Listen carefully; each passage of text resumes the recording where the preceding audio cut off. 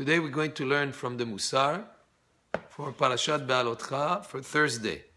תדע ותשכיל כי מוסר השם יתברך לטובת האדם.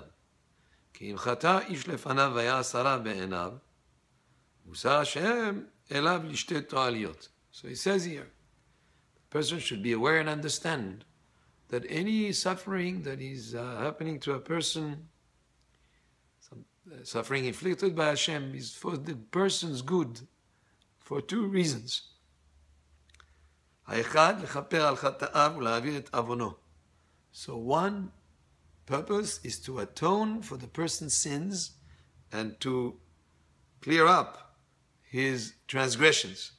כמו שנאמר, עוני ועמני ושא לכל חטאותיי. Like the pasuk says, indicates that the suffering and the toil and the difficulties is to bear the sins of the person, is to clean up the sins that the person would have done. ובתעלולי הגוף אשר חילה השם בו ירפא חולי נפשו. כי עוון חולי הנפש כמו שנאמר רפאה נפשי כי חטאתי לך. He says, through whatever did these difficulties, and says here, it's like the illness of the soul is being healed through the difficulty that a person goes through. ונאמר, ובל יאמר שאכן חליתי עם היושב בה נשוא עוון. So he connects here that when a person sins, one way to clean up the sin in terms of to atone is whatever difficulty a person goes through. That's why we say in a common expression, kaparat avon. A person has a difficulty. It says kaparat avon. In other words, this is to clean up, to atone for a sin. Vashenit. And the second benefit, leochicho velhashivo miderachav hara'im. The second is to reprove the sinner and to bring him back from his evil ways. So that will also be to his benefit. שכתוב, אך תראי אותי, תקחי מוסר. Like he says, when these things happen, the person will then accept reproof and will improve his ways.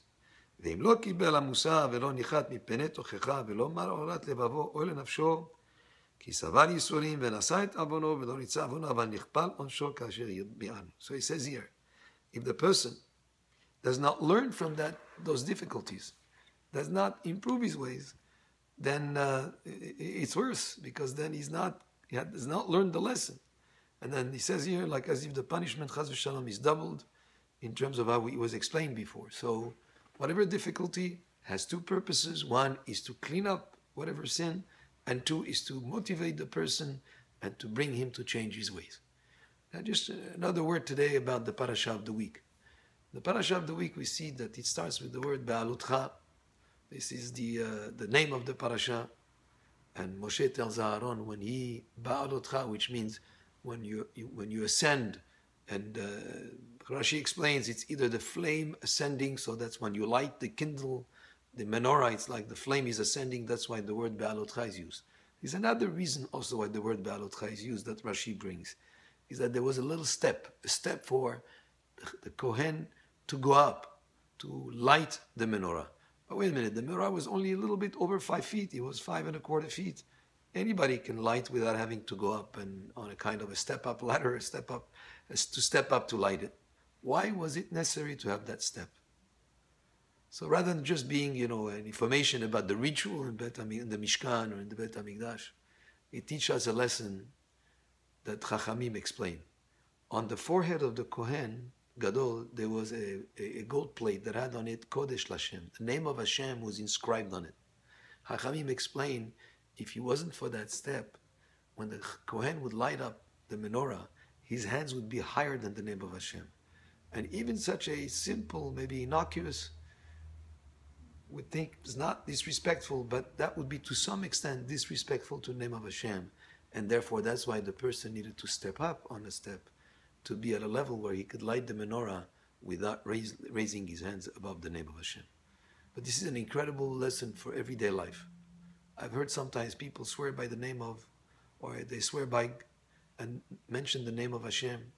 Very serious. It's a grave sin. A person should never use the name of Hashem in such a mundane way.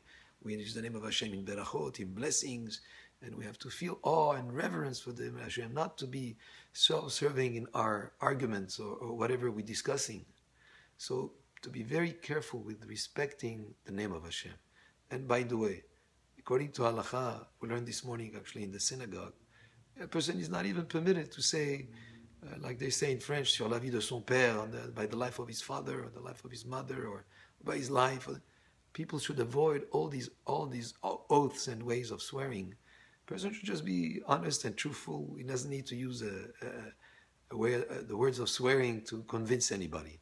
And that's a grave sin. And this is actually what we learned, one of the lessons of the parasha of this week, that the Kohen had to go on a step to light the menorah, so that he would not be, even to the least amount, in any way, chas v'shalom, disrespectful to the name of Hashem. So as we say berachot, and we say the name of Hashem, we should say it with a kind of awe and reverence for the Creator of the universe. Baruch Adonai le'olam, amen ve'amen.